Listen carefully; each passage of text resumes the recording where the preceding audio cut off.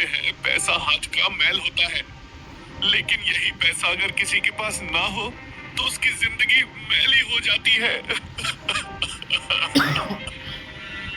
लालवानी परिवार के मुखिया रामपाल लालवानी अपनी पत्नी लता से ये कहते हुए भपक कर रो पड़ते हैं। तभी लता कहती है, क्या कीजिएगा चेतन के पापा, जब तक चेतन था उसने परिवार की सारी जिम्मेदारियों को अपने सर पर उठा रखा था, लेकिन उस मनहूस दिन को हम कैसे भूल जाएं, जब ईश्वर ने हमारे बेटे को हमसे छीन लिया। सही कहती हो चेतन की अम्मा, हमारे बेटे ने तो अभी दुनिया भी नहीं देखी थी, उसका पूरा समय तो हमारी सेवा में ही निकल जाता था। हमसे भी अगर थोड़ा समय बच जाता तो वो आस पड़ोस वालों की मदद करने चला जाता था। लता की बातों से सहमत होते हुए रामपाल अपने आंसुओं को छिपाने की कोशिश करता है। रामपाल की बातों को सुनकर लता भी अपने बेटे को बहुत याद करती है। भगवान ने हमारे चेतन को हमसे दूर क्यों कर दिया? वो तो बेचारा इंसान ही क्या, जानवरों की भी मदद करता था। इतना कहकर लता के भी आंखों से आंसुओं की धारा निकल पड़ती है। अपनी पत्नी को बेहाल देखकर रामपाल पहले खुद को संभालते हैं और फिर अपनी पत्नी को चुप कराने की कोशिश करते हैं। मुंबई में रहने वाले एक आम मध्यम वर्गीय लालवानी परिवार के बड़े बेटे चेतन की मृत्यु कुछ साल पहले एक प्लेन दुर्घटना में हो गई थी। उसके बाद से लालवानी परिवार के ऊपर दुखों का पहाड़ टूट पड़ा है। चेतन ने अपने ऊपर घर की सारी जिम्मेदारी उठा रखी थी। बड़े बेटे के जाने के बाद रामपाल लालवानी और उनका छोटा बेटा अमन जैसे तैसे घर चला रहे थे, लेकिन कोरोना महामारी के बाद से इनका काम भी छूट गया और रामपाल लालवानी के लिए अब परिवार चलाना बेहद मुश्किल हो गया था। वहीं दूसरी तरफ रामपाल और लता लालवानी के ऊपर उस वक्त दुखों का पहाड़ टूट पड़ता है जब उन्हें पता चलता है कि चेतन ने कुछ सूदखोरों से भी पैसे उधार ले रखे थे। एक से एक खतरनाक गुंडे मनमाने सूद जोड़कर चेतन के घर वालों को परेशान करने लगे थे और जान से मारने की धमकी देने लगे थे। अपनी जान बचाने के लिए रामपाल और लीलावती ने शहर छोड़कर भागने का फैसला कर लिया। लता अपने पति रामपाल के हाथ पकड़ती है और कहती है, चेतन ने तो जीते जी इतने लोगों की मदद की थी, काश कोई आज हमारी भी मदद कर दे ताकि हम इन गुंडों के पैसे लौटा सके। तुम कैसी बात करती हो माँ? इस शहर में अब अपना कोई नहीं है जो हमारी मदद कर दे। अमन अपनी माँ को बीच में ही काटते हुए गुस्से में बोल पड़ता है। ठीक तभी काफी जोर से लालवानी परिवार के घर का दरवाजा खटखटाने की आवाज आती है। दरवाजा खटखटाने की आवाज सुनकर अमन और उसके माँ बाप की हालत खराब हो जाती है और रामपाल तथा लता को लगता है कि आज वो अपना दूसरा बेटा भी खो देंगे। रामपाल डरते डरते पूछता है, कौन है? अंकल जी, मैं निशा हूँ, अपने पापा के साथ आई हूँ। ओह, निशा बेटा। दरवाजे की दूसरे तरफ निशा की आवाज सुनने के बाद लालवानी परिवार थोड़ी राहत की सांस लेता है। दरअसल निशा चेतन की मंगेतर थी और उससे बेहद प्यार करती थी। दोनों ने साथ साथ जीवन बिताने के ढेरों सपने देखे थे, लेकिन नियति को तो कुछ और ही मंजूर था और चेतन के जाने के बाद उसने कहीं और शादी न करने की कसम खा ली थी। अमन जल्दी जल्दी दरवाजा खोलता है और निशा तथा उसके पिता नरेश को अंदर बुलाता है। क्या उन गुंडों ने अमन को मारने की धमकी दी? नरेश डरते हुए ये प्रश्न रामपाल से पूछते हैं। क्या कीजिएगा नरेश जी, इस शहर में अब गरीबों के लिए कोई जगह ही नहीं है। वो अमन को क्या मारेंगे? उससे पहले ही हमारा पूरा परिवार खुदकुशी कर लेगा। रामपाल इतना कहकर रो पड़ते हैं। नहीं नहीं पापा जी, आप लोग संभालिए खुद को, हम सब है ना।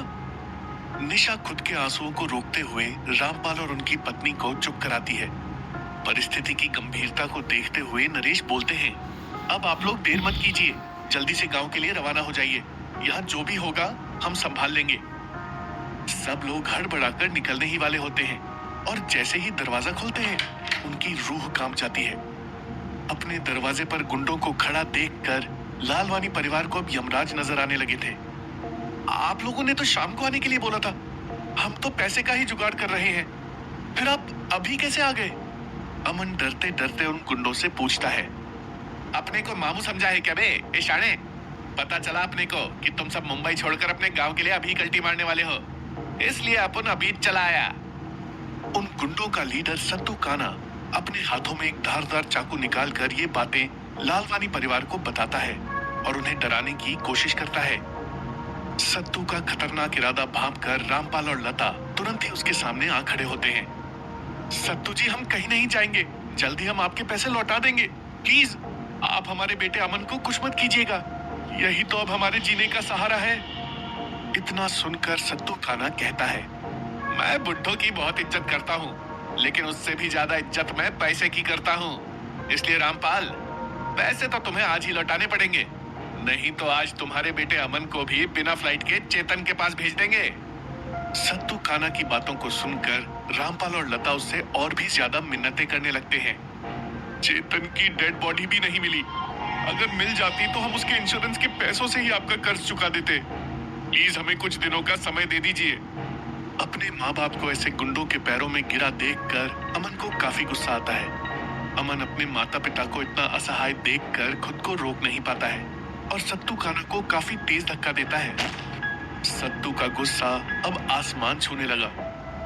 आज तो तेरा दूसरा बेटा भी मेरे हाथों से मरेगा। इतना कहकर सत्तू खाना अपने गुंडों से अमन को पकड़ने का इशारा करता है और अपना चाकू लेकर उसकी तरफ बढ़ता है। ये देखकर लता, रामपाल और निशा भी अमन की तरफ बढ़ते हैं, लेकिन सत्तू के गुंडे उन्हें रोक लेते हैं। सत्तू खाना की तेज धार चाकू अमन के गले को छूने ही वाली होती है कि तभी एक लकड़ी का टुकड़ा आकर सत्तू के हाथों पर लगता है और उसका चाकू काफी दूर जाकर गिरता है। सभी लोग काफी हैरानी से दरवाजे की तरफ देखते हैं। दरवाजे पर खड़े शख्स को देखकर लालवानी परिवार, निशा, रमेश के साथ उन गुंडों के भी हाव भाव बदल जाते हैं। ये क्या मैं सपना देख रहा हूँ या समय उल्टा चल पड़ा है? कहीं भगवान खुद तो हमारी मदद करने नहीं आ गए हैं? रामपाल को कुछ समझ नहीं आता है, वो मन ही मन बड़बड़ाता है। लता और अमन की भी हालत कुछ ऐसी ही हो जाती है। लता अपने पति से कहती है, क्या आप भी वही देख रहे हैं जो मैं देख रही हूँ? ये सच है या सपना है? बताइए चेतन के पापा। हाँ चेतन की अम्मा, ये सच ही है, हम सपना नहीं देख रहे हैं। इतना कहकर रामपाल भगवान का शुक्रिया अदा करते हैं। लता काफी तेजी से दौड़ते हुए दरवाजे की तरफ जाती है और उस शख्स से लिपटकर रोना शुरू कर देती है। मेरे बच्चे, कहाँ चले गए थे तुम? इन 2 सालों से हम तुम्हारे बिना घुट घुट कर जी रहे हैं। अपने माँ बाप को छोड़कर तुम कहाँ चले गए थे चेतन बेटा? कहीं नहीं माँ, पहले जरा इन गुंडों का हिसाब किताब कर लेता हूँ। चेतन इतना कहकर अपनी माँ को खुद से अलग करता है। 2 साल के बाद वापस लौटे चेतन को देखकर रामपाल, लता और अमन को अपनी आंखों पर विश्वास नहीं हो रहा था। लालवानी परिवार के साथ सत्तू और उसके गुंडे भी कुछ समझ नहीं पा रहे थे। उधर दूसरे कोने में खड़ी निशा तो जैसे होश ही खो बैठी थी। उसे तो यकीन ही नहीं हो रहा था। जिस आदमी की विधवा बनकर वो पिछले 2 सालों से जी रही है, वो उसकी आंखों के सामने खड़ा है। नहीं नहीं बेटा, जाने दो, हम इन गुंडों से कैसे लड़ेंगे? रामपाल अपने बेटे को एकटक निहारते हुए चेतन को रोकते हैं। उधर दूसरी तरफ अपने ऊपर हुए हमले से बौखलाया हुआ सत्तू अपने गुंडों से कहता है, इस कमीने को जिंदा मत छोड़ना। 2 साल तक इसने मरने का नाटक किया है ताकि इसे हमारे पैसे ना लौटाने पड़े। पकड़ो इसे और ले आओ मेरे पास। सत्तू की बातों को सुनकर कुछ गुंडे चेतन की तरफ बढ़ते हैं। वहीं 2 साल बाद अपने बेटे को देख रहे रामपाल और लता को तो अपनी आंखों पर विश्वास ही नहीं हो रहा था। वो अपने बेटे को गले लगाकर उससे लिपटकर रोना चाहते थे, लेकिन अभी उनके सामने सत्तू के रूप में स्वयं यमराज खड़े थे। सत्तू के लिए मर्डर, किडनैपिंग तो आम बात थी। रामपाल डरते डरते सत्तू के पास जाता है और कहता है, चेतन तो अभी बच्चा है, हम आपके पैसे जल्द ही लौटा देंगे। प्लीज इसे माफ कर दीजिए, बेचारा अभी तो वापस आया है। माफी? अब यहाँ कोई माफी नहीं मिलेगी। आज तुम्हारे पूरे परिवार की कब्र इसी मुंबई के समंदर में बनाऊंगा। इतना कहकर सत्तू रामपाल को धक्का देता है और अपने गुंडे की तरफ चेतन को पकड़ने का इशारा करता है। सत्तू के गुंडे चेतन को पकड़ने के लिए उसकी तरफ आते हैं, लेकिन लता अपने बेटे से लिपट जाती है और कहती है, मेरे बेटे को छोड़ दो, मैं कहीं से भी तुम सबके पैसे लौटा दूंगी। उन गुंडों में से एक कहता है, ए बुढ़िया, चल हट, क्यों तू हम सब पर औरत हत्या का पाप लगवाना चाहती है? इतना कहकर वो गुंडा लता को हटाने के लिए अपना हाथ आगे बढ़ाता है, लेकिन ये क्या, उस गुंडे का हाथ चेतन की मां को छूता उससे पहले ही चेतन ने उस गुंडे को इतना जोर का पंच मारा कि वो 3 फुट हवा में उछलकर नीचे गिर पड़ता है। ये दृश्य देखकर चेतन के घर वालों और सत्तू काना के भी हाथ पांव फूल जाते हैं। 2 साल पहले फूल से भी कोमल चेतन के आज एक पंच से उस गुंडे के 4 दांत एक साथ बाहर आ गए थे। तभी एक दूसरा गुंडा चेतन की तरफ बढ़ता है। चेतन इसको भी आलू की बोरी की तरह पटकता है और इसके हाथ की 3 उंगलियों को एक साथ तोड़ देता है। चेतन को देखकर लालवानी परिवार को लगता है वो कोई एक्शन मूवी देख रहे हैं। चेतन एक साथ उन गुंडों की ऐसी धुलाई कर रहा था जैसे वॉशिंग मशीन में गंदे कपड़े धोए जाते हैं। चेतन का एक एक पंच उन गुंडों को 2.5 क्या 5 किलो का महसूस हो रहा था। चेतन का ये रूप देखकर अमन, रामपाल और निशा समेत उस कमरे में खड़े किसी भी इंसान को अपनी आंखों पर विश्वास ही नहीं होता है। चलो अब बताओ, तुम्हारे कितने पैसे हुए? लात घूसों की मशीन में सत्तू को धोने के बाद चेतन उससे पूछता है। चेतन को वापस आया देखकर और उससे इतना मार खाने के बाद सत्तू को कुछ समझ नहीं आता है। वो कहता है, यही कोई 8 या 10 लाख चेतन भाई। 10 लाख? लेकिन मैंने तो तुमसे 50,000 रुपए उधार लिए थे। ये लो अपने 50,000, और दोबारा अगर ब्याज की बात की तो इस बार सीधे मुंबई लोकल की पटरियों पर मिलोगे। इतना कहकर चेतन सत्तू के मुंह पर 50,000 रुपए दे मारता है। जान बचाने के लिए सत्तू और उसके गुंडे पैसे उठाते हैं और वहां से निकल पड़ते हैं। गुंडों के जाने के बाद रामपाल और लता अपने बेटे चेतन के सीने से लिपट जाते हैं। कुछ ही दूरी पर खड़ी निशा के तो खुशियों का ठिकाना ही नहीं रहता। लेकिन तभी परिवार की खुशियों पर ब्रेक लगाते हुए चेतन अपने माँ बाप को खुद से दूर कर देता है और कहता है, मुझसे दूर रहिए, ये इतना महंगा सूट है, खराब हो जाएगा। चेतन की बातें रामपाल और लता के समझ में नहीं आई।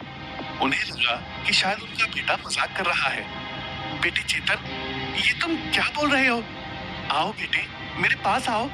कहते हुए लता आगे बढ़कर चेतन को सीने से लगाने की कोशिश करती है, लेकिन चेतन माँ को धक्का देकर खुद को दूर कर लेता है और कहता है, आप लोगों को कहा ना मुझसे दूर रहिए। और हाँ, एक और बात, अगर आप लोगों को पैसे की जरूरत हो तो मुझसे ले सकते हैं, बहुत पैसा है अपने पास। चेतन की बातें सुनकर उसके माँ बाप परेशान हो जाते हैं। उन्हें समझ नहीं आ रहा था कि चेतन को ये क्या हो गया है। तभी निशा दौड़ते हुए चेतन के पास आती है। निशा को लगता है उसे देखकर चेतन उसे खुशी से गले लगा लेगा, लेकिन चेतन बेहद ही फॉर्मल बनते हुए कहता है, ओह निशा, कैसी हो तुम? तुमने अभी तक शादी नहीं की? चेतन की ये बातें निशा को काफी असहज कर देती हैं। वो कहती है, नहीं, मैं आईपीएस बनने की तैयारी में लग गई थी, इसलिए मौका नहीं मिला। इतना कहकर निशा का चेहरा रुआसा हो जाता है। चेतन को छोड़कर उस कमरे में खड़ा हर शख्स निशा के मनोभाव को समझ सकता था। चेतन के लगातार रूखे व्यवहार के बाद भी लता खुद को रोक नहीं पाती है। माँ की ममता चेतन के इस व्यवहार को नजरअंदाज करती है और कहती है, आओ बेटा बैठो, अजी सुनते हैं चेतन के पापा, इतने साल बाद बेटा आया है और आप खड़े हैं। जाइए जल्दी से बाहर से कुछ मिठाई लेते आइए, मेरे बेटे को भूख लगी होगी। अपनी माँ की इन बातों को सुनकर कोई भी बेटा उससे निपट पड़ता, लेकिन चेतन अपनी माँ की बातों को सुनकर हंस पड़ता है।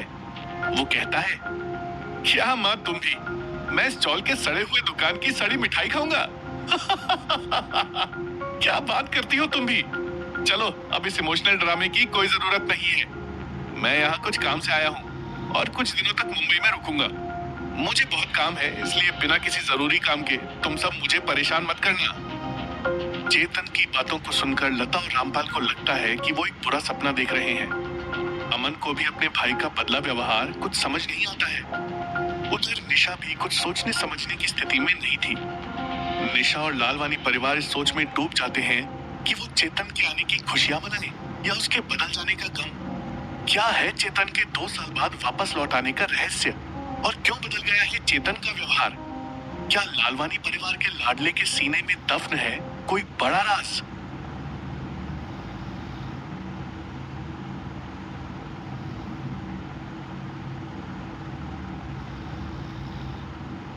अरे क्या सोच रहे हो? हायर स्टडीज को लेकर परेशान? हाँ यार, एक्चुअली कौन सा कॉलेज मेरे लिए बेस्ट होगा समझ में नहीं आ रहा। अब नो टेंशन, अपने सपनों को सही रास्ता दे। कोई भी धारा के स्टूडेंट्स GNIHM जेट एग्जाम के माध्यम से अध्ययन कर सकते हैं hospitality, hotel and tourism management जैसे कोर्सेज का। संजीव कपूर, विकास खन्ना जैसे बेस्ट इन बिजनेस शिक्षकों के द्वारा Guru Nanak institute of hotel management से। अधिक जानकारी के लिए लॉग ऑन करें gnihm.ac.in। नहीं नहीं नहीं, मेरा चेतन ऐसे नहीं बदल सकता। जिस चेतन की जान मुझ में बसती थी, वो चेतन ऐसा नहीं कर सकता। चेतन के बदले व्यवहार से दुखी निशा के आंसू थमने का नाम ही नहीं ले रहे थे। मैंने तो उसे अपना सब कुछ मान लिया था, और मैंने ही क्या, उसने भी तो कुछ ऐसा ही वादा किया था।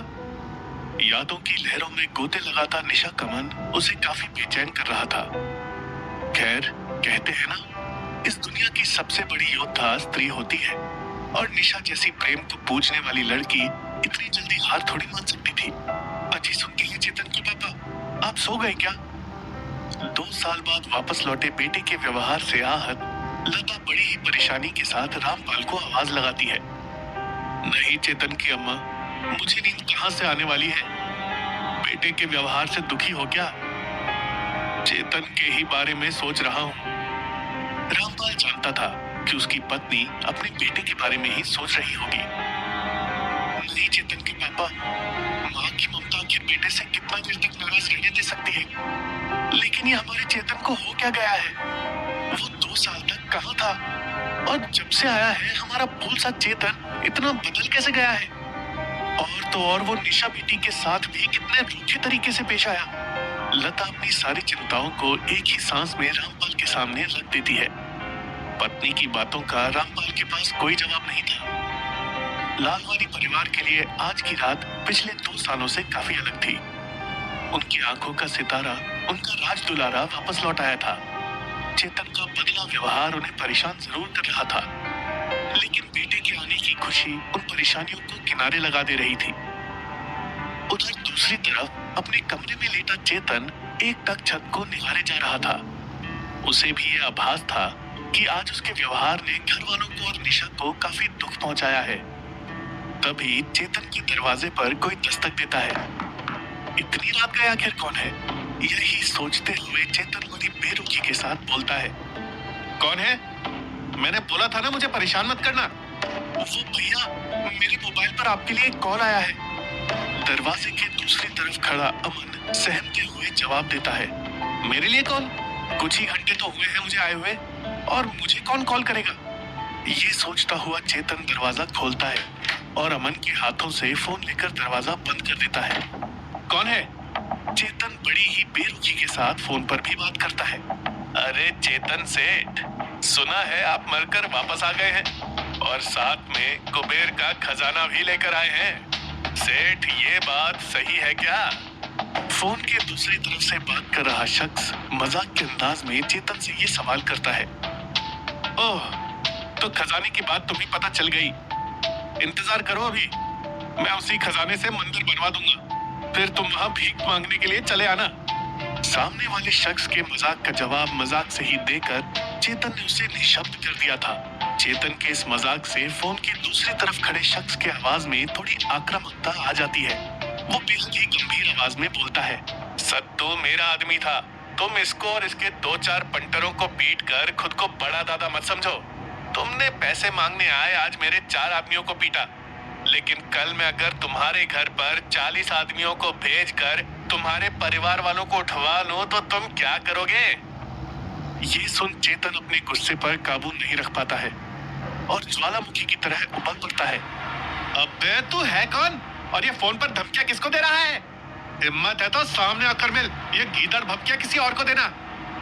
चेतन की बातों के खत्म होते ही फोन पर सन्नाटा छा जाता है। सामने खड़ा शख्स एक लंबी सांस लेता है और कहता है, मैं ताऊ बोल रहा हूँ, अभी रात के 11 बज रहे हैं। अगले 2 घंटे के अंदर अगर तुम 2 करोड़ रुपए लेकर शाइन बार में नहीं आते हो तो आज रात को ही मैं तुम्हारे परिवार को खत्म कर दूंगा।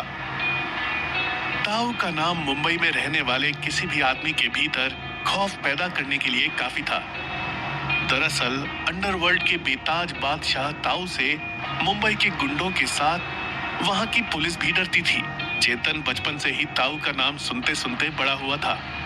उसने सत्तू को तो पीट दिया था, लेकिन उसे बिल्कुल भी अंदाजा नहीं था कि सत्तू ताऊ का आदमी है। उधर दूसरी तरफ अपना परिचय देने के बाद ताऊ भी जानता था कि सामने वाला शख्स अब कुछ भी बोलने से पहले 2 बार सोचेगा। लेकिन ये क्या, ताऊ की बातों को सुनने के साथ ही चेतन तुरंत जवाब देता है, ठीक है ना ताऊ, खाली फोकट इतना भाव क्यों बना रहा है? 2 घंटे क्या, मैं अभी तुमसे मिलने आ रहा हूँ। चेतन की ये बातें ताऊ को भी सरप्राइज कर देती हैं। जिस ताऊ के कॉल से बड़ा मिनिस्टर भी अपनी कुर्सी छोड़ देता है, उससे कोई ऐसे कैसे बात कर सकता है? चेतन की बातों को सुनकर ताऊ पैसों को तो बिल्कुल भूल ही जाता है। वो कहता है, हाँ बेटा, तुम बस जल्दी से यहाँ आ जाओ, ये ताऊ भी अब तुमसे सामने से मिलना चाहता है। इतना कहकर ताऊ फोन रख देता है। चेतन के घर से शाइन बार ज्यादा दूर नहीं था। वो पैदल ही वहां जाने के लिए निकल पड़ता है। लगता है मुंबई शहर बिल्कुल भी नहीं बदला। आज भी सारी चीजें 2 साल पहले के जैसी ही लगती हैं। सुना तो था कि कोरोना महामारी ने यहाँ काफी कहर मचाया है, लेकिन मुंबई की रौनक कभी भी कम नहीं हुई है। इन सारी बातों में खोया हुआ चेतन कब शाइन बार पहुंच जाता है, उसे पता ही नहीं चलता है। ओह, आ गया शाइन बार। शाइन बार का बोर्ड देखकर चेतन बार में एंट्री करने जाता है, लेकिन बार के गेट पर खड़ा बाउंसर चेतन को रोक देता है और कहता है, ए शाणे, बार का बंद होने का समय आ गया है और अंदर कोई वीआईपी मीटिंग भी होनी है, इसलिए अब यहाँ से कट ले और कल आना। बाउंसर की बातों को ध्यान से सुनने के बाद चेतन उसे अपनी तरफ खींचता है और उसके कान को अपने पास लाकर कहता है, जाकर अपने बाप को बता दे, उसका वीआईपी गेस्ट चेतन आ गया है। चेतन का नाम सुनते ही बाउंसर और उसके अगल बगल खड़े उसके साथ ही एक्शन में जाते हैं। ओह, तो तू है चेतन, चल, ताऊ तेरा ही इंतजार कर रहे हैं। बड़े दिनों के बाद आज हमें भी मौत का अच्छा तमाशा देखने को मिलेगा। इतना कहकर वो बाउंसर हंस पड़ता है और उसके साथी भी उसे कंपनी देते हैं।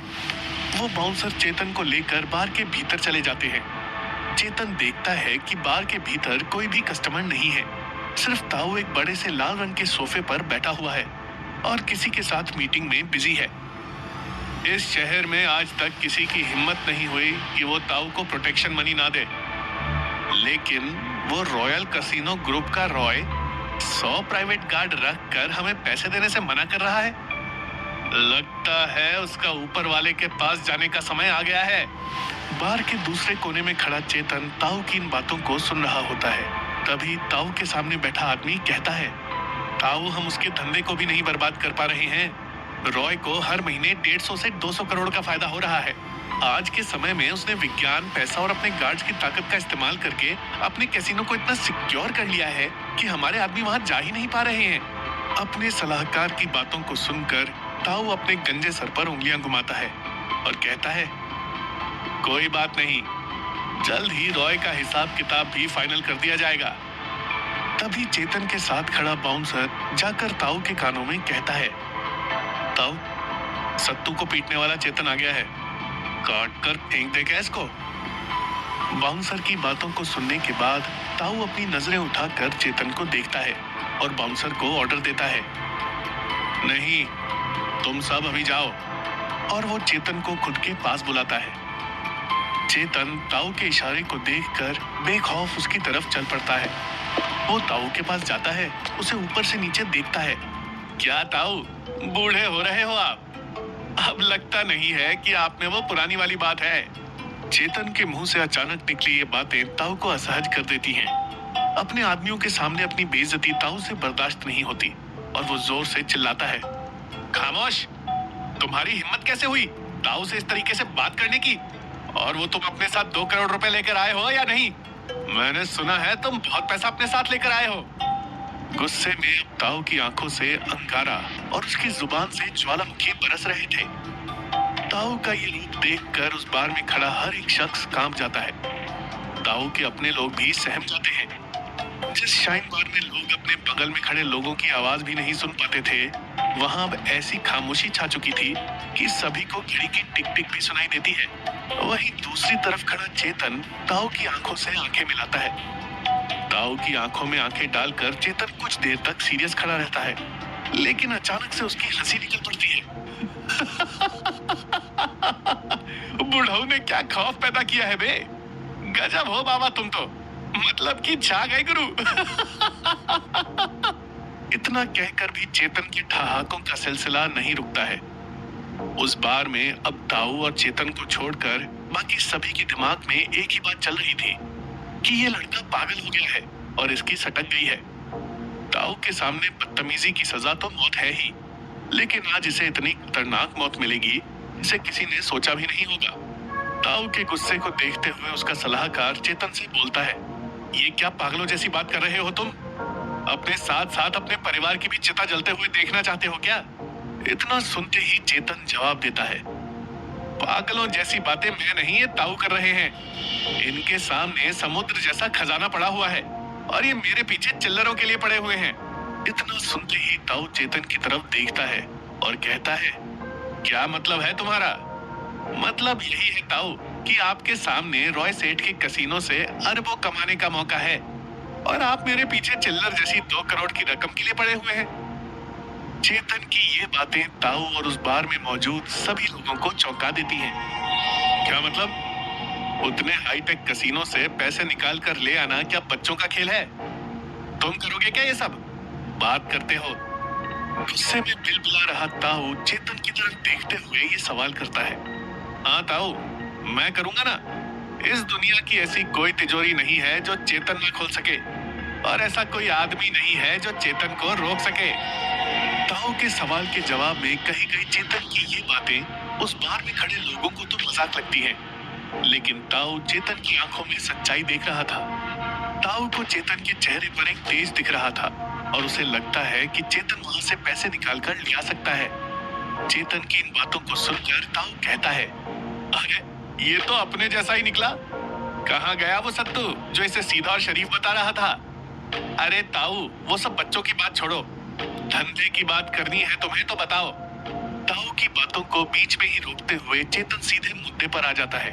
चेतन की इन बातों को सुनकर ताऊ वहां मौजूद सभी लोगों को बार से बाहर चले जाने को कहता है। आओ यहाँ बैठो। ताऊ चेतन को सोफे पर बैठने को बोलता है। ताऊ चेतन की तरफ देखता है और कहता है, क्या सचमुच तुम ये सब कर दोगे? हाँ ताऊ, मेरे लिए ये चुटकियों का तो नहीं, लेकिन मेरे बाएं हाथ का खेल जरूर है। चेतन इतना कहकर मुस्कुरा देता है। चेतन की बातों को सुनकर ताऊ अपनी आंखों को बंद कर लेता है। ठीक है चेतन, तुम मेरी बात ध्यान से सुनो। रॉयल कसीनो पर मेरी नजर काफी पहले से है। मुझे पता है कि ये लोग महीने की आखिरी तारीख को पूरे महीने का कलेक्शन बैंक में जमा करने ले जाते हैं। परसों महीने की आखिरी तारीख है और इस महीने रॉयल कैसीनो का फायदा तकरीबन 150 से 200 करोड़ रुपया है। अगर तुम कल इस कैश को गायब कर दोगे तो ये मुंबई के इतिहास की सबसे बड़ी चोरी होगी। ताऊ की बातों को सुनकर चेतन कहता है, आप तो पूरा होमवर्क करके बैठे हैं। ये सुनकर ताऊ के चेहरे की गंभीरता थोड़ी कम होती है। वो कहता है, चेतन, क्या तुम ये कर पाओगे? अगर तुमने ऐसा कर दिया तो मैं तुम्हें इसमें से 50% हिस्सा दूंगा। ताऊ का ऑफर सुनकर चेतन जवाब देता है, लेकिन सारी मेहनत मेरी होगी, रिस्क मेरा होगा, तो हिस्सेदारी 50-50 क्यों होगी? चेतन, तुमने बात तो सही की है, लेकिन तुम्हें किसी भी तरह की मदद की जरूरत पड़ी या आदमियों की जरूरत पड़ी तो ये सब मदद तो ताऊ ही तुम्हें दिलाएगा ना। इसके अलावा उस कैसीनो की सिक्योरिटी क्या है, उसमें कितने लोग काम करते हैं, ये सभी जानकारी भी तो मैं दूंगा। ताऊ ने चेतन को समझाते हुए कहा। चेतन ताऊ की सारी चालाकियों को समझ रहा था, फिर भी वो शांत रहता है। ठीक है ताऊ, लेकिन मैं 51% हिस्सा लूंगा और आप 49%। चेतन की बात सुनकर ताऊ भी शॉक में था। चेतन में आखिर इतना कॉन्फिडेंस कैसे आया? क्या वो सच में अपने पैसों की जरूरत को पूरा करने के लिए चोरी करेगा, या तो चेतन को उसके ओवर कॉन्फिडेंस होने का दंड देगा? चेतन की डिमांड को सुनकर ताऊ भी हैरान था, पर वो तुरंत ठहाके मारकर हंसने लगा। उसे हंसता देख सभी कंफ्यूज थे। तभी ताऊ कहता है, तुम्हें 51% हिस्सा दे दिया जाएगा। मैं तुम्हें अभी इस कैसीनो के सिक्योरिटी से जुड़ी सभी इंफॉर्मेशन दे दूंगा। बस तुम ये चोरी को अंजाम दे दो, फिर तो क्या ही कहने, हम सब ऐश की जिंदगी जिएंगे।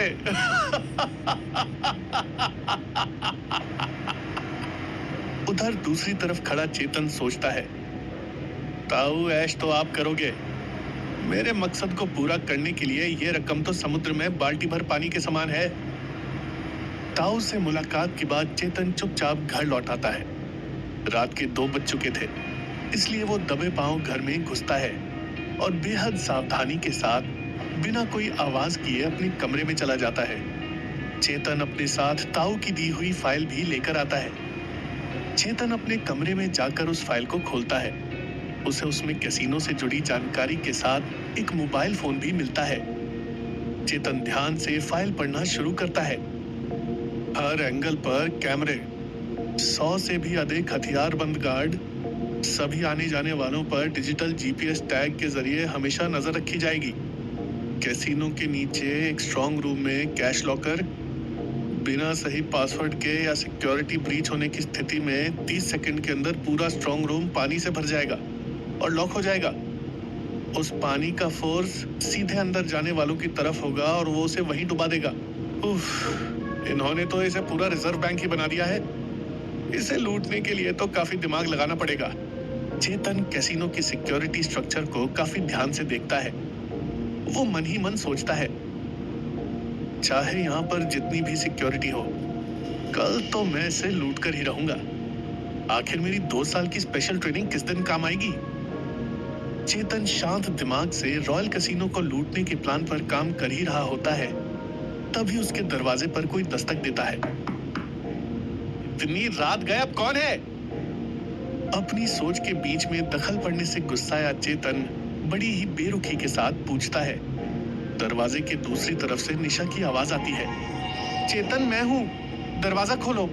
दरवाजे पर निशा को खड़ा पाकर चेतन जल्दी जल्दी फाइल को अपने बिस्तर के नीचे छुपा देता है और बहुत ही हड़बड़ाहट के साथ दरवाजा खोलता है। निशा, तुम इतनी रात को यहाँ? कुछ काम है क्या? और तुम घर के अंदर कैसे आई? इतनी रात गए निशा को अपने सामने खड़ा देखकर चेतन के दिल की धड़कनें तेज हो गई थी। उसके चेहरे पर आए बेचैनी के भावों को निशा साफ पढ़ सकती थी।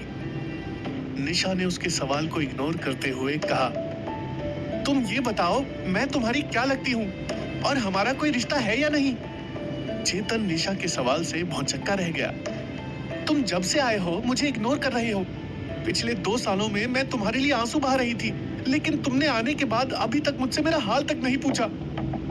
निशा के सवालों का सिलसिला खत्म होने का नाम नहीं ले रहा था। निशा के सवालों का कोई सीधा जवाब चेतन के पास नहीं था। वो उसे टालने की कोशिश करता है। नहीं निशा, ऐसी कोई बात नहीं है, अभी बहुत रात हो गई है, हम बाद में इसके बारे में बात करेंगे। चेतन, तुम इसे मजाक समझ रहे हो क्या? जब से तुम आए हो तुमने अपना बिहेवियर देखा है, और तुम इतना पैसा कहाँ से लेकर आए हो? तुम कोई गलत काम तो नहीं करने लगे हो ना चेतन? मुझे तुम्हारे बदला हुआ रूप देखकर बहुत डर लग रहा है। निशा अपनी चिंताओं से चेतन को वाकिफ कराती है। निशा, तुम ये क्या बोल रही हो? अभी तुम बहुत गुस्से में हो, इसलिए घर जाओ, हम कल शांति से बात करेंगे। चेतन फिर से निशा को वापस भेजने की कोशिश करता है। नहीं चेतन, मैं घर नहीं जाऊंगी, तुम्हें मुझे जवाब देना ही पड़ेगा। और अगर तुम किसी गलत कामों में पड़ गए हो ना बेबी, तो प्लीज उसे आज ही छोड़ दो। मेरा सिलेक्शन आईपीएस में हो गया है और मुझे जल्द ही मुंबई पुलिस में एसीपी का चार्ज भी मिल जाएगा। फिर हमें पैसों की कोई कमी नहीं होगी बेबी। हम एक नई जिंदगी की शुरुआत करेंगे और अपनी अधूरी कहानी को एक नया मुकाम देंगे। निशा की इन बातों को सुन रहा चेतन एकटक निगाहों से निशा को देखे जा रहा था। क्या हुआ चेतन, कुछ तो बोलो, तुम चुप क्यों खड़े हो? निशा फिर से चेतन से सवाल करती है। कुछ नहीं निशा, इट्स वेरी कॉम्प्लिकेटेड। तुम अभी जाओ, मैं तुमसे बात नहीं करना चाहता। अपने भावों के लहरों में गोते लगाती निशा ने कभी सोचा नहीं था कि चेतन उससे बात करने से मना कर सकता है। क्या कहा तुमने? It's very complicated. तुमने कभी मेरी जिंदगी के बारे में सोचा है ये कितनी कॉम्प्लिकेटेड हो गई है? पिछले 2 सालों से मैं रो रो कर दिन काट रही थी। तुम आए तो लगा कि हम साथ में अपनी जिंदगी बिताएंगे, लेकिन तुम मेरे साथ इतना बुरा व्यवहार कर रहे हो और तुम बोल रहे हो इट्स वेरी कॉम्प्लिकेटेड। चेतन, तुमसे मुझे ये उम्मीद नहीं थी। निशा की भावनाएं उसके शब्दों और आंखों में आते आंसुओं के सैलाब को देखकर कोई भी महसूस कर सकता था।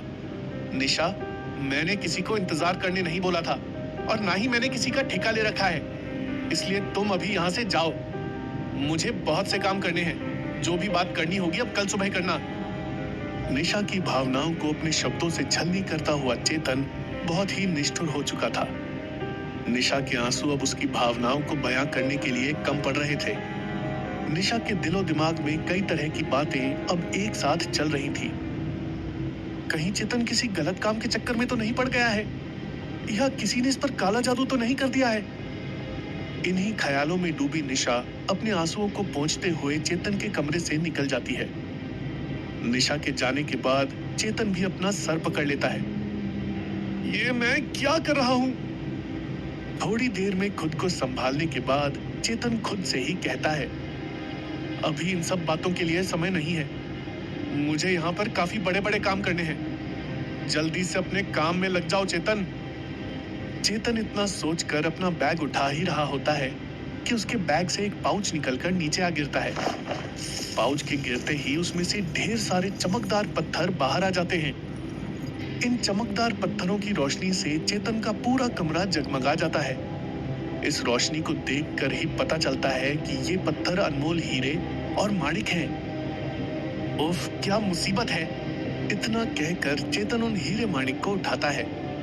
चेतन खुद में बड़बड़ाता है, मेरे पास पड़े ये अनमोल हीरे और मोती भी 100 करोड़ से कम के नहीं होंगे, लेकिन फिर भी मेरी जरूरत से कम ही है। लेकिन इन्हें लेकर मैं कहां-कहां घूमता फिरूंगा।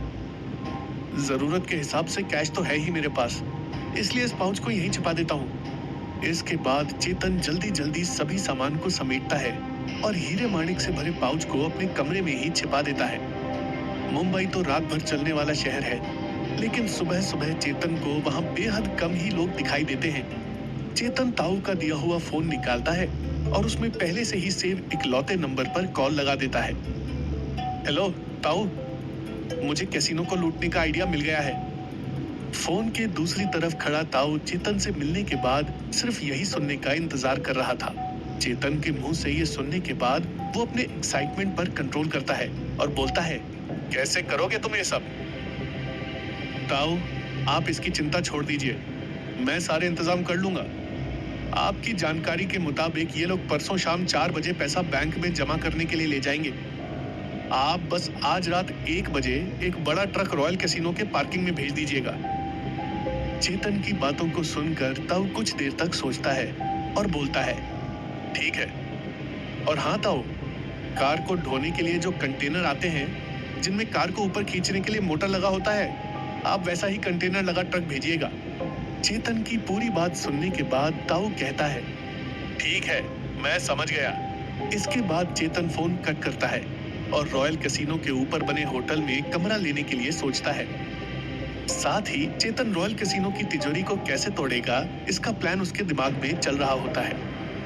रॉयल होटल के रिसेप्शन पर जाने के बाद चेतन वहां के काउंटर पर खड़ी रिसेप्शनिस्ट से कहता है, आपके होटल में कोई अच्छा सा स्वीट खाली है क्या? रिसेप्शनिस्ट चेतन को ऊपर से नीचे तक देखती है और चेतन के कपड़ों को देखकर वो सोचती है, ये आदमी बातें तो स्वीट लेने की कर रहा है, लेकिन कैसे पता भी है कि एक दिन के लिए स्वीट बुक करने की कीमत 2 लाख रुपए है। जी, किस सोच में पड़ गई आप? मैंने पूछा यहाँ कोई स्वीट खाली है क्या? चेतन ने उस रिसेप्शनिस्ट को फिर से याद दिलाया। रिसेप्शनिस्ट चेतन की ओर मुस्कुराकर देखती है और कहती है, जी हाँ सर, इस होटल का सबसे अच्छा स्वीट अभी खाली है, लेकिन उसकी बुकिंग के लिए आपको अभी 2 लाख रुपए जमा करने होंगे। रिसेप्शनिस्ट की बातों को सुनने के साथ ही चेतन झट से अपने बैग से 2 लाख रुपए निकालता है और उस होटल में अपने लिए एक स्वीट बुक करवाता है। रिसेप्शनिस्ट की बातों को सुनकर चेतन समझ गया था कि ये लोग उसे कपड़ों से जज कर रहे हैं। धत्तेरिक, मैंने अपने ब्रांडेड कपड़ों का सारा कलेक्शन तो घर पर ही छोड़ दिया। इस जीन्स टी शर्ट में होटल का स्वीट लेने जाऊंगा तो कोई भी मुझे पागल ही समझेगा। एक काम करता हूँ, पहले कुछ ब्रांडेड कपड़े ले लेता हूँ। इतना सोचकर स्वीट बुक करने के बाद चेतन होटल से बाहर निकलता है और कैब बुक करके सीधे कपड़े के सबसे ब्रांडेड शोरूम में जाता है। उस शोरूम में जाने के साथ ही चेतन बिना कोई समय गंवाए सीधे काउंटर पर जाता है। आप इस दुकान से मेरी साइज के 3 सबसे महंगे कपड़े अभी निकालिए और अगले 5 मिनट के अंदर इनका बिल रेडी होना चाहिए। चेतन की बातों को सुनकर उस दुकान का मैनेजर हक्का बक्का रह जाता है। सर, आपकी साइज क्या है और आप कपड़ों का रंग तो देख लीजिए। मैनेजर की बातों को सुनकर चेतन कहता है, मेरा साइज एल है और आप एक ब्लैक, एक ब्लू और एक व्हाइट कलर का सूट उसके पूरे सेट के साथ अभी पैक कर दीजिए। मैनेजर कुछ समझ नहीं पाता है और जल्दी से एक सेल्समैन को ये सारा सामान पैक करने के लिए बोलता है। सर, आपके टोटल हो गए 3,56,000 रुपए। अगले 5 मिनट के अंदर चेतन का सामान पैक करके मैनेजर उसे बिल भी थमा देता है। चेतन जल्दी से बिल पे करता है और तुरंत दुकान से निकल जाता है। चेतन के जाते ही मैनेजर अपने सेल्समैन से कहता है, क्या आदमी था भाई, यहाँ पर लोग एक कपड़ा लेने में घंटों लगा देते हैं और ये बंदा 5 मिनट में 3 सूट पूरे सेट के साथ लेकर चला गया। सर, लगता है ये अपने जीवन में कुछ ना कुछ बड़ा जरूर करेगा। दुकान का सेल्समैन ये कहकर हंसने लगता है। चेतन कपड़े लेकर सीधा होटल जाता है और अपने स्वीट में चला जाता है। रॉयल होटल का ये स्वीट सच में रॉयल ही था। 2 दिनों से ऐसे ही घूम रहा चेतन सबसे पहले नहाता है और फिर अच्छा सा खाना खाकर सोने चला जाता है। लग्जरी स्वीट में काफी देर तक सोने के बाद जब चेतन की आंख खुलती है तो वो समय देखता है। ओह, शाम के 7 बज गए। जल्दी जल्दी कैसीनो में चलता हूँ, वहां भी तो थोड़ा समय बिताना होगा। इसके बाद चेतन जल्दी तैयार होता है। ब्लैक सूट पहनकर तैयार होने के बाद चेतन खुद को आईने में देखता है और कहता है, ओह, पुराने चेतन पर तो सिर्फ निशा ही फिदा थी, लेकिन इस लुक में देखने के बाद तो स्वर्ग की अप्सराएं भी मुझ पर कुर्बान हो जाएंगी। चेतन खुद को काफी सलीके से तैयार करता है। अपने कमरे से निकलने के बाद चेतन कहीं नहीं रुकता है और सीधे रॉयल कैसीनो में चला जाता है। चेतन देखता है, यहाँ तो काफी सिक्योरिटी है। वो लाइन में लग जाता है और कैसीनो में जाने के लिए अपनी बारी का इंतजार करता है। कैसीनो के सिक्योरिटी गेट पर आते ही चेतन की काफी अच्छे तरीके से तलाशी ली जाती है और उसके बैग को देखकर उससे गार्ड पूछते हैं, इसमें क्या है? चेतन बिना झिझके हुए जवाब देता है, पैसे। पैसे? वो भी ऐसे बैग में? गार्ड्स को विश्वास नहीं होता है, लेकिन वो जब उसे एक्सरे मशीन में डालते हैं तो उन्हें सच में पैसे ही दिखाई देते हैं। इसके बाद गार्ड्स चेतन को डिजिटल जीपीएस टैग पहनाते हैं और आगे जाने देते हैं। चेतन देखता है कि वहां पर लोगों की काफी भीड़ है। भीड़ में खड़ा चेतन हर तरफ लगे कैमरों को ध्यान से देखने लगता है और उनसे बचकर तिजोरी तक जाने के लिए ब्लाइंड स्पॉट खोजने लगता है।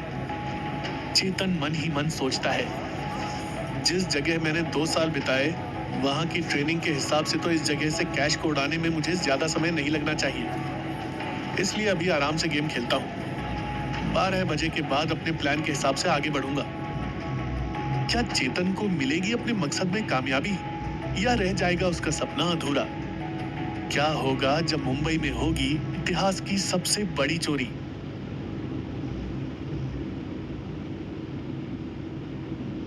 दो साल पहले अगर कोई चेतन से कैसीनो जाने के लिए पूछता तो ये चेतन के लिए किसी पाप से कम नहीं होता। लेकिन वही चेतन आज मुंबई के सबसे बड़े रॉयल कैसीनो में जुआ खेल रहा है और बाजी पर बाजी अपने नाम किए जा रहा है। वैसे तो चेतन को कैसीनो और जुए के बारे में कोई खास जानकारी नहीं थी, लेकिन पिछले 2 सालों में उसे दुनिया की हर कला से जुड़ी जानकारी दी गई है। अपनी हाई क्लास ट्रेनिंग का जलवा दिखाता हुआ चेतन खुद पर काफी कंट्रोल रखता है।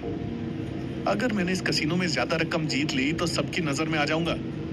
यही सोचकर चेतन ज्यादा बड़ी बाजी नहीं खेलता है और थोड़े थोड़े समय पर कुछ बाजियां जानबूझकर हार भी रहा था। एक्सक्यूज मी, क्या मैं इस टेबल पर बैठ सकती हूँ? एक बेहद ही सुरीली और हल्की लड़खड़ाती हुई आवाज चेतन का ध्यान अपनी ओर खींचती है, लेकिन अपने खेल में मगन चेतन उस आवाज पर ज्यादा ध्यान दिए बिना अपना खेल जारी रखता है। इसके बाद चेतन को वो आवाज दोबारा सुनाई देती है, क्या मैं यहाँ बैठ सकती हूँ? दोबारा इतने प्यारे तरीके से किए गए रिक्वेस्ट को चेतन नजरअंदाज नहीं कर पाता है। जी जरूर, आप बैठ जाइए। इतना कहकर चेतन लड़की की तरफ देखता है। भला की खूबसूरत ये मोहतरमा आखिर मेरे पास क्यों बैठना चाह रही है? खुद से सवाल करता हुआ चेतन अपने खेल की तरफ ध्यान देने की कोशिश करता है। लेकिन उसका ध्यान बार बार वो लड़की अपनी तरफ खींच रही थी। कैसीनो में पोकर के शानदार गेम और महंगी वाइन का मजा लेता हुआ चेतन अपने खेल में तो कब से लगा हुआ था, लेकिन बगल में बैठी इतनी खूबसूरत लड़की ने अब चेतन के रोमांच को दुगना कर दिया था। तभी चेतन का ध्यान घड़ी की तरफ जाता है। 12:40 होने वाले हैं। अब मुझे अपने प्लान पर काम शुरू करना होगा। एक्सक्यूज मी, आप लोग मुझे थोड़ी देर के लिए माफ करेंगे? ये कहकर चेतन गेम छोड़कर वहां से निकल जाता है। गेम से निकलने के बाद चेतन कैसीनो के उत्तरी कोने पर बने मेंस वॉशरूम के पास जाकर खड़ा हो जाता है। मैं नीचे तो चला जाऊंगा, लेकिन मुझे जीपीएस टैग वाली डिजिटल घड़ी को बिना छेड़छाड़ किए उतारना होगा। खैर, ये तो मेरे बाएं हाथ का खेल है। आखिरकार इस दुनिया के सबसे बड़े हैकर लिथोन से सीखा हैकिंग किस दिन काम आएगा। इसके बाद चेतन अपने पैसों वाले बैग से महज 3 मिलीमीटर मोटा और 6 इंच की स्क्रीन वाला एक हैकिंग गैजेट निकालता है। पेपर जैसे पतले और सिर्फ प्लास्टिक और high class non traceable fibre से बने इस डिवाइस को कोई भी ट्रैकिंग सिस्टम नहीं पकड़ सकती थी। यही कारण था कि चेतन इसे आसानी से अंदर ले आ पाता है। कहाँ गई मेरी जादू की छड़ी? ओह, यहाँ रही। आ जाओ मेरी जादू की छड़ी। अगर तुम गलत हाथों में पड़ गई तो पता नहीं इस दुनिया का क्या होगा। खुद से बातें करता हुआ चेतन जल्दी से अपनी घड़ी को हैक करता है। अब ये जीपीएस मुझे सिर्फ इसी वॉशरूम के लोकेशन पर दिखाएगा। यहाँ से निकलकर मुझे अगले 15 मिनट के अंदर सर्वर रूम में जाकर सिस्टम को हैक करना होगा और फिर तिजोरी को गायब करना होगा। इसके बाद चेतन अपनी घड़ी में 15 मिनट का टाइमर फिक्स करता है और चोरी छिपे सर्वर रूम की तरफ बढ़ता है। चेतन को मिले नक्शे के मुताबिक सर्वर रूम से ही तिजोरी वाले कमरे में भी जाने का रास्ता बना हुआ था। काफी तेज कदमों के साथ आगे बढ़ता हुआ चेतन सर्वर रूम की तरफ जाता है। उत्तरी की, यहाँ पर तो 4 हथियारबंद गार्ड्स खड़े हैं। अब इन्हें भी 30 सेकंड के अंदर मुझे नॉकआउट करना होगा। सर्वर रूम के बाहर खड़े 4 गार्ड्स को देखकर चेतन उन्हें झट से अपने रास्ते से हटाने का प्लान बनाता है। हेलो मिस्टर, ये प्राइवेट एरिया है, आप यहाँ पर नहीं आ सकते। क्लब के गलियारे में बने सर्वर रूम की तरफ चेतन को बढ़ते देखकर गार्ड्स उसे रोकने की कोशिश करते हैं। ओह सॉरी, मुझे पता नहीं था। मैं तो मेंस वॉशरूम खोज रहा था। क्या आप मुझे बता सकते हैं वो कहाँ है? अपने चेहरे को काफी अच्छे तरीके से छिपाया हुआ चेतन इतना कहते कहते गार्ड्स के काफी नजदीक आ चुका था। मेंस या लेडीज, कोई भी रेस्टरूम इस तरफ नहीं है सर। आप जल्दी से इस एरिया से बाहर निकल जाइए, वरना आपके साथ कुछ बुरा हो सकता है। चेतन को वार्निंग देते देते अब गार्ड्स ने अपनी बंदूक बाहर निकाल ली थी। अरे अरे, आप लोग बंदूक क्यों निकाल रहे हैं? मैं वापस जा रहा हूँ। चेतन धीरे धीरे पीछे मुड़ने की एक्टिंग करता है, लेकिन अचानक से उसका एक पैर हवा में उठता है और 180 डिग्री घूमते हुए वो सीधे पहले गार्ड की गर्दन पर लगता है। चेतन के इस हमले से बाकी के गार्ड संभल पाते और चेतन पर हमला करते उससे पहले ही चेतन के दोनों हाथ और एक पैर बाकी गार्ड्स को भी वहीं चित कर देते हैं। वाह चेतन, तूने तो कमाल कर दिया। इन कागज के शेरों को तो तूने 30 सेकंड से भी कम में ढेर कर दिया। खैर, ये सब तो गुरुजी की ट्रेनिंग का कमाल है। अगर उन्होंने 2 सालों तक मुझे इतनी कठिन ट्रेनिंग नहीं दी होती और उस आइलैंड पर मुझे इतना रफ तरीके से तैयार नहीं किया गया होता, तो आज भी मैं वही फुद्दू चेतन बना रहता। मन ही मन इन्हीं बातों को सोचता हुआ चेतन सर्वर रूम में एंट्री कर जाता है। सर्वर रूम में तो मैं आ गया हूँ। अब सबसे पहले मुझे पार्किंग, स्ट्रॉन्ग रूम और सर्वर रूम के कैमरे को बाकी बचे 13 मिनट के लिए लूप पर चलाना होगा। इसके बाद चेतन अपना हैकिंग डिवाइस इस्तेमाल करता है और सभी टारगेटेड कैमरों को 13 मिनट के लिए लूप पर चला देता है। चेतन के पास अब नीचे जाने और स्ट्रॉन्ग रूम की दीवार को तोड़कर मुंबई के इतिहास की सबसे बड़ी चोरी को अंजाम देने के लिए सिर्फ 12 मिनट 30 सेकंड का समय बचा था। अपने मिशन के दौरान समय के महत्व को जानता हुआ चेतन बिना कोई देर किए स्ट्रॉन्ग रूम के सर्वर को हैक करने में लग जाता है। मेरे इस लिफ्ट से नीचे जाने के साथ जैसे ही सिस्टम को पता चलेगा कि मैं गलत तरीके से यहाँ आया हूँ, तिजोरी वाले स्ट्रॉन्ग रूम में पानी भरना चालू हो जाएगा। इसलिए मुझे पानी के फ्लो को यहीं से एडजस्ट करना होगा। खुद के दिमाग में ही सभी सवालों को हल कर रहा चेतन अपने काम में लग जाता है। रॉयल कैसीनो की तिजोरी की सिक्योरिटी तो बेहद ही मॉडर्न तरीके से डिजाइन की गई थी, लेकिन तिजोरी वाले स्ट्रॉन्ग रूम के बगल में बना पार्किंग एरिया चेतन के लिए तिजोरी को गायब करने का रास्ता बनने वाली थी। चेतन आज तिजोरी की सुरक्षा के लिए लगे सिस्टम को ही उसको तोड़ने के लिए भी इस्तेमाल करने वाला था। दरअसल चेतन स्ट्रॉन्ग रूम में खतरे की स्थिति में पानी भरने के लिए लगी फुली ऑटोमेटिक मोटर को कंट्रोल करके उसी पानी के फ्लो के जरिए इस चोरी को अंजाम देना चाहता था। चेतन का मानना था स्ट्रॉन्ग रूम में लगा ऑटोमेटिक सिस्टम पानी को अंदर आने वालों की तरफ काफी बड़े पाइप से फेंकता है और इस वजह से इसका प्रेशर ज्यादा नहीं होता। लेकिन अगर मैंने पानी के फ्लो को कंट्रोल कर लिया और उसके निकलने के रास्ते को छोटा करके उसे महज 2000 पाउंड पर स्क्वायर इंच के प्रेशर से बाहर निकाला, तो फिर ये कितने भी मजबूत दीवार को सेकंडों के अंदर काट सकती है। जब पानी रॉकेट से भी तेज स्पीड से स्ट्रॉन्ग रूम की दीवार को काट रही होगी, तब मुझे बेहद सावधानी के साथ उसके रास्ते से हट जाना होगा। यही सोचते हुए चेतन अगले 2 मिनट के अंदर स्ट्रॉन्ग रूम के सभी सर्वर्स को हैक कर लेता है और पानी के फ्लो को भी 2000 पाउंड पर स्क्वायर इंच के प्रेशर पर एडजस्ट कर देता है। उस आइलैंड पर मुझे जितना ज्ञान मिला है, उन सब की भी परीक्षा आज ही हो जाएगी। अपनी मुस्कुराहट के बीच चिंता को छिपाता हुआ चेतन ये जानता था कि अगर वो लिफ्ट से निकलने के बाद अगले 1 सेकंड के अंदर पानी के फ्लो के रास्ते से खुद को नहीं हटाता है, तो पानी का फ्लो उसके टुकड़े कर देगा। चेतन यही सब सोचते सोचते स्ट्रॉन्ग रूम में जाने वाली लिफ्ट में चढ़ जाता है।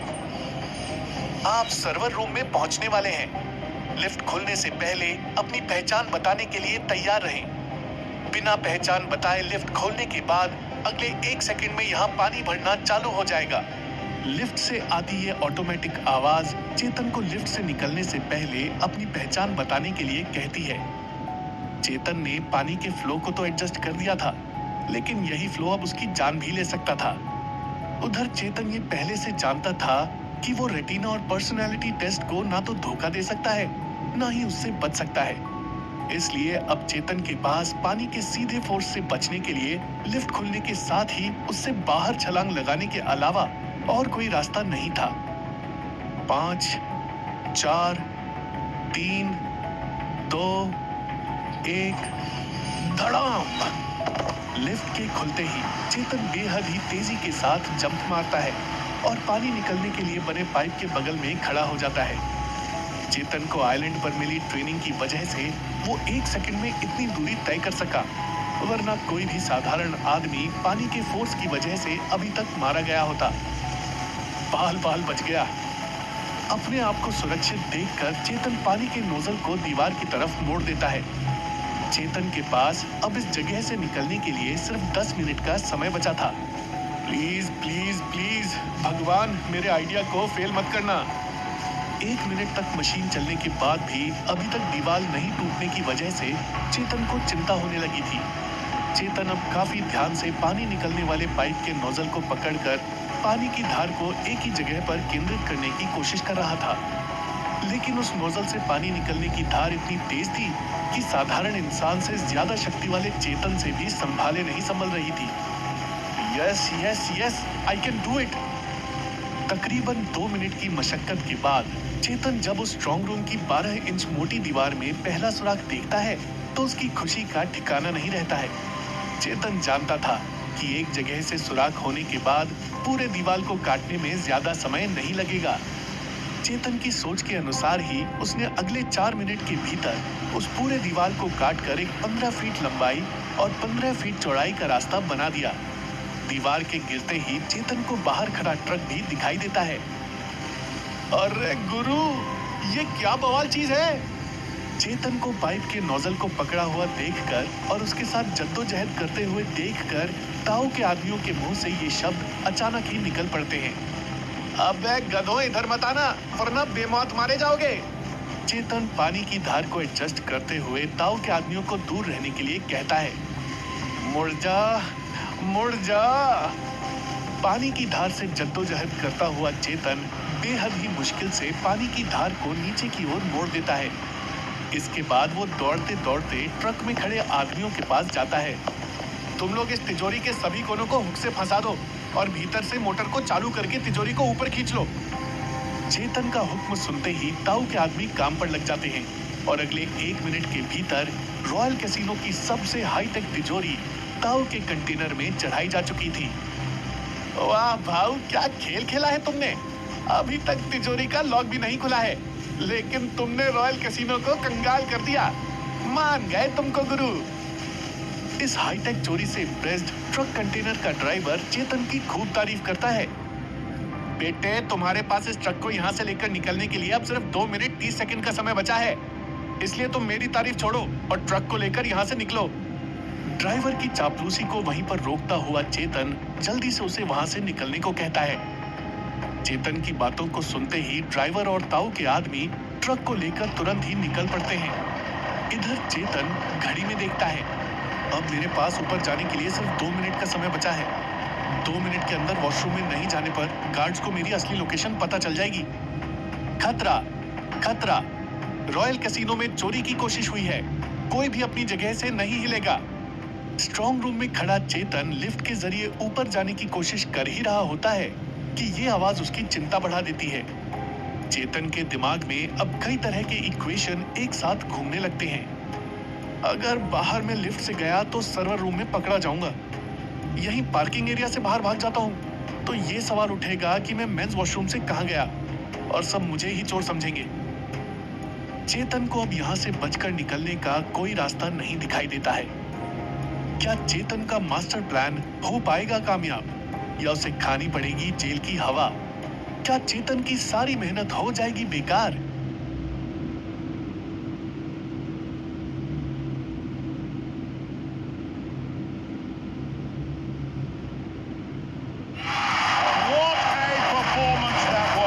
Every great cricket match is a perfect balance of skill and strategy. French Essence, as the official fragrance partner of UB Warriors, knows how to strike that balance and create the perfect fragrance. Find your perfect balance with French Essence's range of premium perfumes, deodorants, body washes, soaps and personal care products. Shop now on www.frenchessence.com.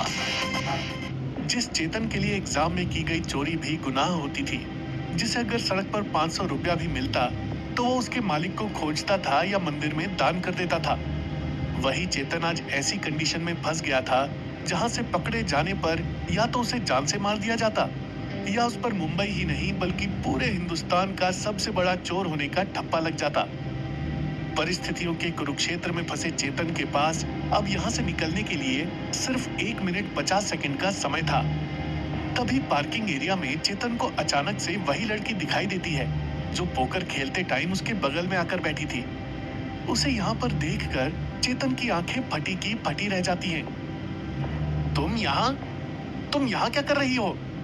हक्का बक्का चेतन बेहद ही हैरानी के साथ उस लड़की से सवाल करता है। मैं यहाँ कुछ भी करूं, लेकिन तुम्हारे पास यहाँ से निकलने के लिए कितना समय बचा है? चेतन को बीच में ही रोकते हुए वो लड़की उससे सवाल करती है। 1 मिनट 40 सेकंड। लेकिन तुम्हें इससे क्या मतलब? तुम जाओ यहाँ से। चेतन गुस्सा करते हुए उस लड़की को पार्किंग एरिया से जाने के लिए कहता है। चेतन बाबू, आप गुस्सा तो बहुत कर रहे हैं, लेकिन शायद आपने यहाँ से निकलने का दूसरा प्लान तैयार नहीं किया था। इसीलिए कहा जाता है कि ज्यादा ओवर कॉन्फिडेंस में बड़े फैसले नहीं लेने चाहिए। वो लड़की मुस्कुराते हुए चेतन के मजे लेती है। दूसरा रास्ता? यहाँ से निकलने का दूसरा रास्ता कौन सा है? अगर है तो मुझे जल्दी बताओ, मेरे पास अब बेहद ही कम समय बचा है। ये कहते हुए चेतन बेहद ही हैरानी के साथ लड़की की तरफ देखता है। हाँ, है ना, स्ट्रॉन्ग रूम का एसी डक्ट सीधे वॉशरूम में जाकर मिलता है, इसलिए तुम जल्दी से इस एसी डक्ट के जरिए बाहर निकल जाओ। समय की कमी को देखते हुए वो लड़की चेतन को सलाह देती है। लेकिन नक्शों के मुताबिक तो स्ट्रॉन्ग रूम का एसी डक्ट ऊपर जाकर बंद हो जाता है। बड़ी आई थी तेज बनने। चेतन को भी उस लड़की पर तंज कसने का मौका मिल जाता है। बुद्धू, वो नए नक्शों के मुताबिक है। पुराने नक्शों के अनुसार स्ट्रॉन्ग रूम का एसी डक्ट बाथरूम के एसी डक्ट से मिलता है। तुम्हें एक जगह हल्का सा जॉइंट दिखेगा और वहां के पार्टीशन को तोड़कर तुम वॉशरूम के एसी डक्ट में जा सकते हो। अब समय मत बर्बाद करो और जल्दी जाओ। उस लड़की की बातों को सुनकर चेतन तुरंत एसी डक्ट में चला जाता है। अरे तुम अपना नाम तो बता दो। चेतन जाते जाते उस लड़की से पूछता है। तुम अभी जल्दी से जाओ, मैं तुम्हें बाद में मिलूंगी, और एसी डक्ट का रास्ता भी मैं बाहर से बंद कर दे रही हूँ। इतना कहकर वो चेतन को ऊपर भेजती है और एसी डक्ट को बाहर से बंद कर देती है। ओह, कितनी गंदगी कर दी है इस लड़के ने। पूरे पार्किंग एरिया को पानी पानी कर दिया है। जाते जाते भी वो लड़की चेतन को कोसना नहीं भूलती है। उधर दूसरी तरफ एसी डक्ट के अंदर जाना चेतन के लिए ज्यादा मुश्किल नहीं था। कहाँ है जॉइंट? एसी डक्ट में आगे बढ़ता चेतन जॉइंट भी खोजने की कोशिश कर रहा होता है। मिल गया। जॉइंट खोजकर चेतन उसे हल्का सा झटका देता है और इसी से ही पार्टीशन साइड हट जाता है।